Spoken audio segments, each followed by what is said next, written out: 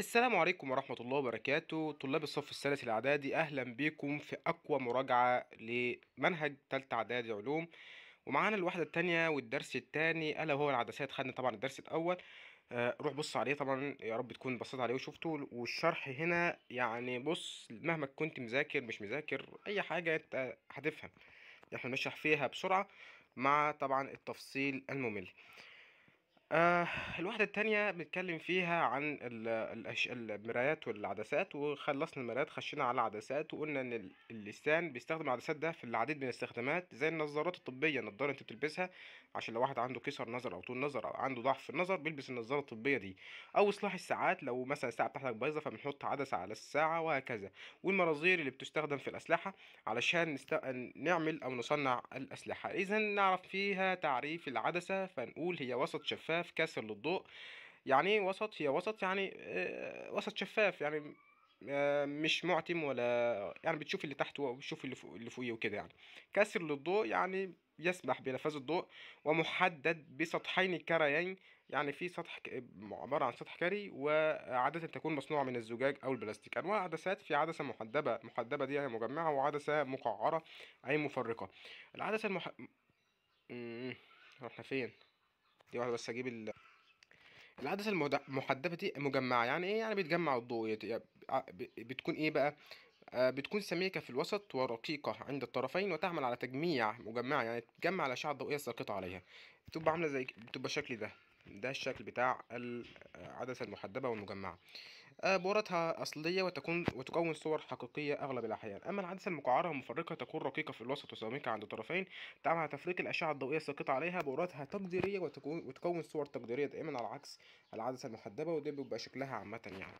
نخش بقى على بعض الملاحظات المهمة. العدسة المحدبة تعمل على تجميع الأشعة المتوازية الساقطة عليها، ولذلك تسمى عدسة مجمعة لامة. ليه؟ عشان يجي يقول لك علل ليه تسمى العدسة المجمعة لامة. لأن العدسة المحدبة تعمل على تجميع الأشعة المتوازية الساقطة عليها، لذلك بتسمى مجمعة. ليه العدسة المقعرة تعمل ليه سميت العدسة مفرقة عدسة مقعرة مفرقة؟ لأنها تعمل على تفريق الأشعة المتوازية الساقطة عليها، لذلك سميت عدسة مقعرة. عامة ده المركز البصري اللي بيبقى في النص ده، وده ميم واحد وميم اتنين اللي هو المركز الأول والمركز التاني، ودي العدسة المحدبة. أما دي العدسة المقعرة. المركز البصري بيبقى فيه فرق بين المركز الأول والمركز التاني، ودي تبقى العدسة المقعرة إنها مفرقة يعني. المفاهيم الأساسية المرتبطة بالعدسات: مركز تكون وجه العدسة، والحاجات دي خدناها برضو في المفاهيم الأساسية المرتبطة بالمرايا، هي نفسها تقريبا. يعني انت لو فهمت الأولى هتفهم دي. فياريت فعلا تكون بصيت على الفيديو اللي أنا نزلته عن المرايا، يعني عشان هيفيدك جدا يعني. مركز تكون وجه العدسة ميم هو مركز تكون الكرة التي يكون هذا الوجه جزءا منها، ولكن عدسة مركز تكون ميم واحد وميم اتنين لأنها لها سطحين كريان. تمام. نصف قطر تكون وجه العدسة اللي هو بيساوي نق، يعني هو نصف قطر الكرة. نق اللي هو نصف قطر الكرة التي يكون هذا الوجه جزءا منها. نق بيساوي 2 عين، أي نصف قطر تكون العدسة بيساوي ضعف البعد البؤري، وده خدناه برضو في نصف قطر تكور وجه المراية لو تفتكر. المحور الأصلي هو الخط الواصل بين مركزي تكور سطحي العدسة مارا بالمركز البصري للعدسة. ده المحور الأصلي. في بقى محور ثانوي اللي هو مستقيم بيمر بالمركز البصري، وأي نقطة خلاف المحور الأصلي. فاهم؟ أي نقطة خلاف المحور الأصلي. خمسة، لو اتكلمنا عن المركز البصري، احنا فين؟ لو اتكلمنا عن المركز، انا بس لو اتكلمنا عن المركز البصري للعدسة اللي هو بيرمز له بالرمز ق، هو نقطة في باطن العدسة تقع على محور أصلي في منتصف المسافة بين وجهيها. أما البؤرة الأصلية هي نقطة تجمع الأشعة المنكسرة في العدسة المقعرة أو امتدادها في العدسة المقعرة. أما البعد البؤري عيني المسافة بين البؤرة الأصلية والمركز البصري للعدسة. ملحوظة: بيقول لك العدسة لها بؤرتان ومركزي تكور، أما المرآة الكارية لها بؤرة واحدة. العدسة لها بؤرتان ومركزي اتنين تكور، أما المرآة على عكس المرآة بقى الكارية لها بؤرة واحدة ومركز تكور واحد. طب ليه؟ قالك لأن العدسة يحدها سطحين كريان، أما المرآة لها سطح كري واحد. عشان العدسة هتقول له لها سطحان كريان، أما المرآة لها سطح كري واحد. دخلنا بقى أولا العدسة المحدبة أو العدسة المجمعة. ماشي. لو عايز اعين البعد البؤري للعدسه المحدبه هجيب شويه حاجات كده واعمل شويه خطوات. حاجات دي انت مش مطالب بيها، بس مطالب بالاستنتاج ومطالب بالملاحظ اللي بتخرج منها والاستنتاج.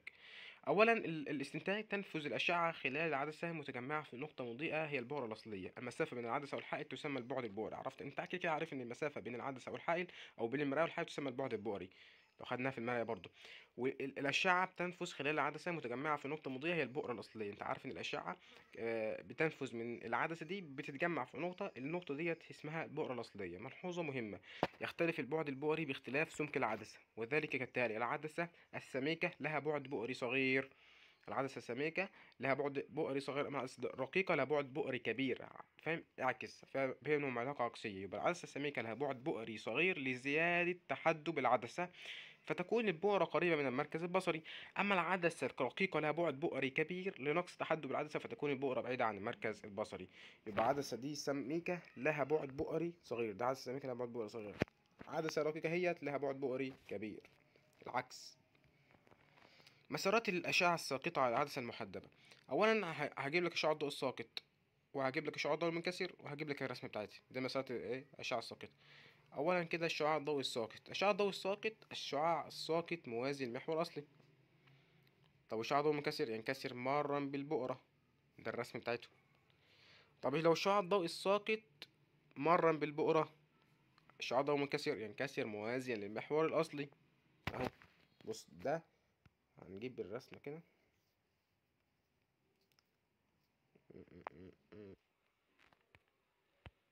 هنا لو الشعاع الساقط موازي للمحور الأصلي ده كده أهو، إذا بتكون الشعاع الضوئي منكسر بيكون ينكسر مرة من البؤرة.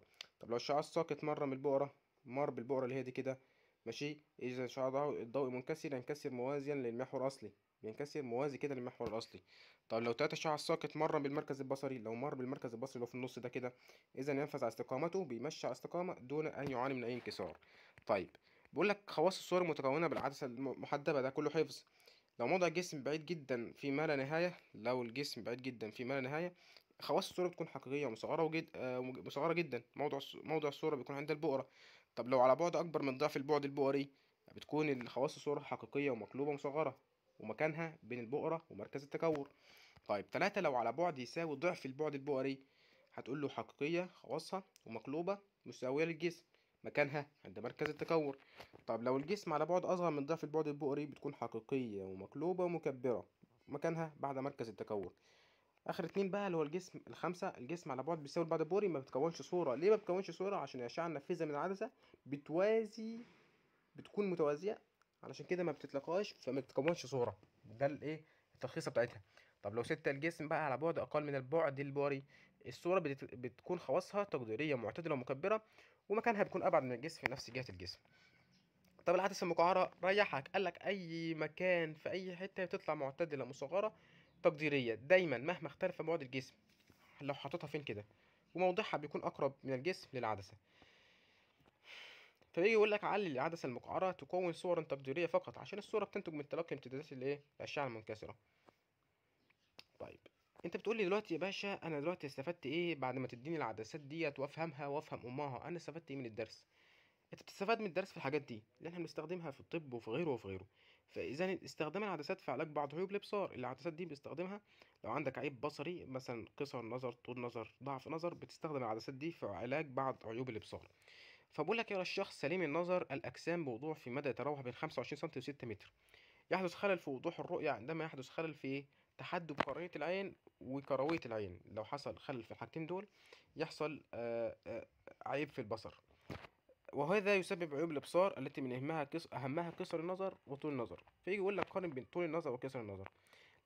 لو قارنا بين طول النظر وقصر النظر، فهنقارن الاول حاجه في التعريف، فهنقول تعريف طول النظر هو عيب في النظر، ده كده كده يؤدي إلى رؤية الأجسام البعيدة بوضوح، بينما الأجسام القريبة تبدو مشوهة. ده طول النظر، إن أنا بشوف البعيد حلو، أما القريب ما بشوفهاش كويس. طب قصر النظر العكس، عيب في النظر بيؤدي لرؤية الأجسام القريبة بوضوح، بينما الأجسام البعيدة بتبدو مشوهة. طيب التعريف التاني لو اتكلمنا عن أسباب طول النظر: نقص قطر العين أو نقص تحدب عدسة العين. نقص قطر العين أو نقص تحدب عدسة العين. طب لو اتكلمنا عن أسباب قصر النظر، فهنقول زيادة قطر العين أو زيادة تحدب عدسة العين.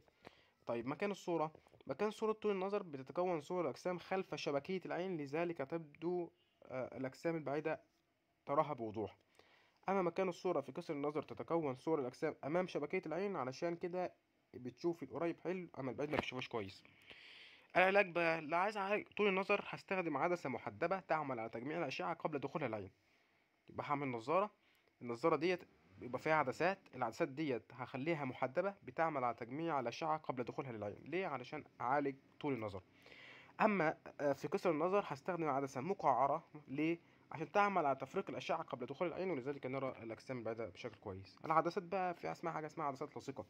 العدسات اللاصقه دي مثلا ممكن واحد عنده عيب بصري، فبدل ما يحط بدل ما يلبس نظاره بيحط حاجه اسمها ليزك. تمام. فديت اسمها عدسات لاصقه، وتستخدم بدلا من النظارات، وهي عباره عن ايه؟ عن عدسات رقيقه جدا مصنوعة من البلاستيك. يبقى هي عبارة عن عدسات رقيقة جدا مصنوعة من البلاستيك، ويمكن وضعها ملتصقة بعدسة العين ونزعها بسهولة. الحاجات دي طبعا عليك حفظ. طب لما اجي اعمل تطبيقات على العدسات، هصمم الاجهزه البصريه زي ايه؟ زي التلسكوبات والميكروسكوبات والمناظير وصناعه النظارات الطبيه المستخدمه في علاج عيوب الابصار. دي تطبيقات على العدسات. التلسكوبات دي تكون صور مقربة للأجسام البعيدة مثل الأجرام السماوية. مثلا التلسكوب ده بيستخدم في إيه؟ عايز أشوف القمر بصورة كبيرة، فهجيب التلسكوب ده. طب الميكروسكوبات تكون صور مكبرة للأجسام الدقيقة وفحص الأشياء الدقيقة. عايز أشوف بكتيريا مثلا في خلية ما، فأجيب الميكروسكوب ده وأبص فيه. طب المناظير تستخدم في متابعة المعارك الحربية. منظار كده مثلا في معركة بتحصل قدامي، فأنا عايز أشوف المعركة دي من بعيد، مثلا فوق جسر أو فوق أي حاجة، فأستخدم المنظار. وطبعا ساعات النظارات الطبية المستخدمة في علاج عيوب الأبصار. طب العلم والتكنولوجيا والمجتمع. مرض المياه البيضاء. مرض المياه البيضاء ده أسبابه، طبعا مرض المياه البيضاء ده بيبقى في العين.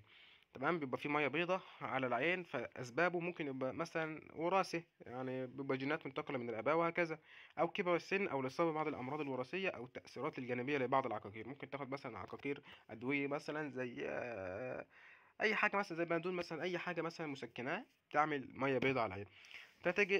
النتائج بتاعته بقى، لو حد قدامك عنده ميه بيضاء على العين، ايه النتائج بتاعته؟ يعني هو بيحس بايه؟ يعني تام عدسة العين مما يترتب عليه انعدام الرؤية. بتلاقي عينه كده أو الرؤية عنده معتمة، فبذلك ما بيشوفش خالص يعني عامة، يعني بيشوف حاجات مشوهة جدا. العلاج بتاعه بالتدخل الجراحي واستبدال عدسة العين دي. هستبدل عدسة العين بتاعته بعدسة بلاستيكية تزرع في العين، وبعدها يمكن الرؤية بوضوح جدا وسهلة جدا بالتدخل الجراحي. وب- وبكده يا صديقي نبقى خلاص خلصنا الدرس التاني في الوحدة التانية، وخلصنا الوحدة التانية كده. عندنا بقى هخش ان شاء الله على الوحدة التالتة ان شاء الله في الدرس الجاي. فرب تكون عامل لايك واشتراك وصلي على النبي، ورب تكون فهمت. وبتأتمنى لك كل التوفيق يا صديقي. وعوزت اي سؤال ممكن تسأله لي في التعليقات. عشان ما اطولش عليك، بس الفيديو كان عبارة عن 12 دقيقة، ما طولناش عليك عشان تبقى تفهم وتحل. ان شاء الله هنحل، بس انا عايزك بس تفهم الاول، وبعدين هنبدأ نحل امتحانات وغيره. اتمنى لك كل التوفيق يا صديقي، والسلام عليكم ورحمة الله وبركاته.